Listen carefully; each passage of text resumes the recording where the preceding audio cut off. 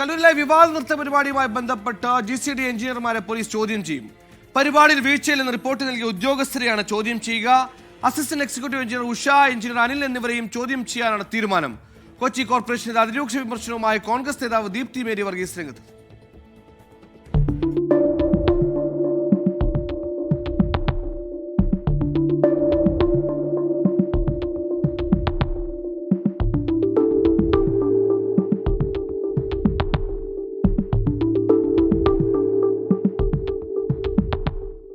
കലൂർ സ്റ്റേഡിയത്തിലുണ്ടായ അപകടത്തിൽ സമഗ്രമായ അന്വേഷണത്തിലേക്ക് പോലീസ് കടന്നിരിക്കുകയാണ്.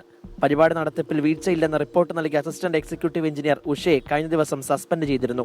പരിപാടിയുടെ പേരിൽ ഇവർ സാമ്പത്തിക നേട്ടം ഉണ്ടാക്കിയിട്ടുണ്ടോ എന്നും പരിശോധിക്കും. നോട്ടീസ് നൽകിയായിരിക്കും ചോദ്യം ചെയ്യലിനായി വിളിച്ചു വരുത്തുക. നൃത്ത പരിപാടിക്കിടയിലുണ്ടായ അപകടത്തിൽ കൊച്ചി കോർപ്പറേഷനെതിരെ രൂക്ഷ വിമർശനവുമായി കോൺഗ്രസ് നേതാവ് ദീപ്തി മേരി വർഗീസ് രംഗത്തെത്തി. PPR ലൈസൻസ് ഇല്ലാതെ ആണ് നഗരത്തിലെ മിക്ക ഇത്തരത്തിലുള്ള ഇവന്റുകളും പരിപാടികളും നടന്നുകൊണ്ടിരിക്കുന്നത്.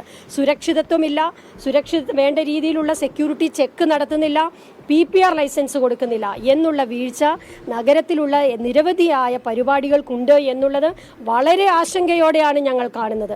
മേയർക്കെതിരെ സമഗ്രമായ അന്വേഷണം വേണമെന്ന് ദീപ്തി മേരി വർഗീസ് ആവശ്യപ്പെട്ടു. സംഭവത്തിൽ GCDയെ അന്വേഷണം പ്രഖ്യാപിച്ചിട്ടുണ്ട്. 24 കൊച്ചി.